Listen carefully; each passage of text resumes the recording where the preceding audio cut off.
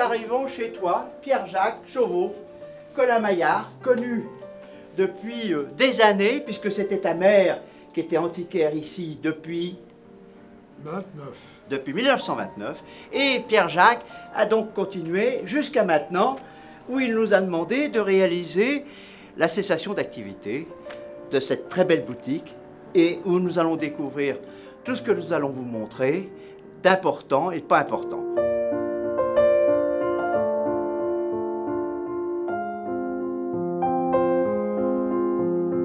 Tu étais aussi quelqu'un qui faisait beaucoup de peinture sur la marine. Alors explique, tu aimais beaucoup la marine. Et il avait des très beaux clients sur la marine. Ben, j'avais un voilier, alors il n'y a pas de raison que je ne m'occupe pas des voiliers des autres. Voilà, exactement. Et donc, comme vous pouvez le constater, en vitrine et à l'intérieur, vous avez un nombre de tableaux 18e sur le thème de la marine et qui sont présentés par notre ami Millet, expert. Ce qu'on peut décrire dans ce petit arbre d'antiquité de belle qualité. Il y en a un assez rare, c'est celui qui représente la frégate de Louis XIV, qui est là-bas, au-dessus de la petite console.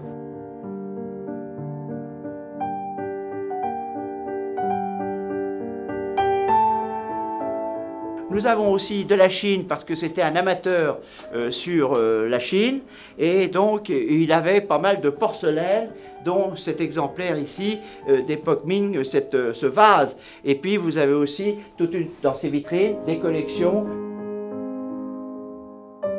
Ce lustre est un lustre italien de Turin. C'est la grande spécialité des lustres en fer forgé à Turin et avec toutes ces petites perles. Voilà, voilà, un décor de petites perles et de plaquettes. Voilà.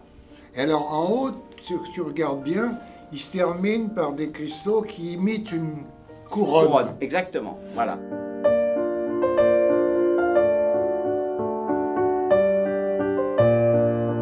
Explique-nous l'histoire de cette glace.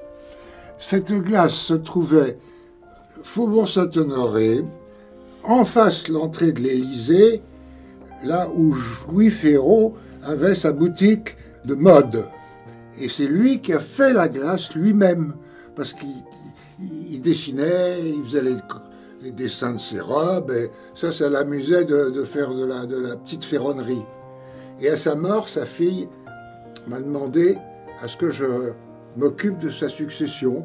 Donc j'ai eu cette glace, j'ai eu un très beau buste d'empereur romain qui était chez lui. Enfin, j'ai eu beaucoup de choses de la succession de Louis Ferraud, avec qui j'étais très copain.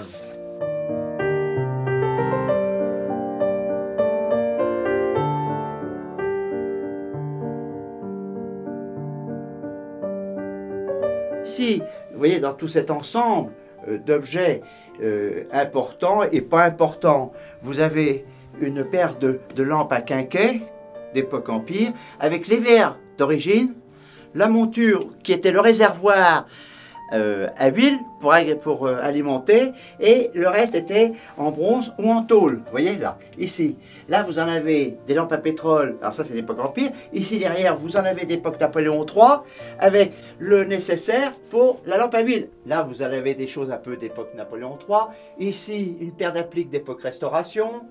Là, nous avons un lampadaire des années 30. Et alors ici, nous avons des cadres. Et dans les cadres, eh bien, nous allons découvrir un très bel objet, c'est-à-dire que nous avons des cadres qui sont 19e, des cadres 18e, et là, par exemple, d'époque Louis XVI, hein, et celui-là, qui est très amusant et que nous avons découvert à l'intérieur, et qui représente un très joli cadre en bois sculpté à ruban torsadé, arrêt de cœur, avec un bandeau noir, et il est signé ici, en frein, le grand ébéniste d'époque Louis XVI. Voilà, un froid. C'est là, voilà. Et ça, vous voyez, c'était un enchevêtrement pour que tout se tienne l'un dans l'autre, que ça ne puisse pas bouger. Voilà. Et ça, c'est un très joli cadre d'époque Louis XVI, signé de l'ébéniste qui faisait tous ces cadres en bois sculpté. Et ici, vous voyez dans la cave, on a découvert ce tableau de Ménard qui représente l'enlèvement de Déjanire. Et c'est un superbe tableau de Ménard, voilà, et qui certainement aura une valeur de 3 000 à 5 000 euros. Et notre ami Cécile Reisenthaler le présentera dans la vente. Nous avons ici alors quelque chose qui est très amusant, une série de gravures romantiques et qui représente du premier, je vais vous montrer, du premier à la 6e bouteille. Là on est à la 4e bouteille, c'est-à-dire que tout est sujet de la bouteille et de l'enivrement et de l'amour, voilà.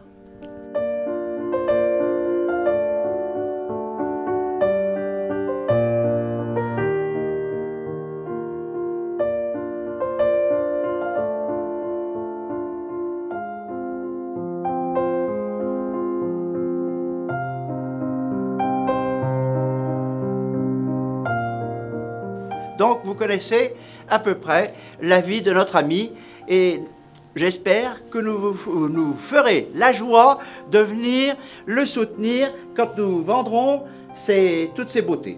Merci infiniment.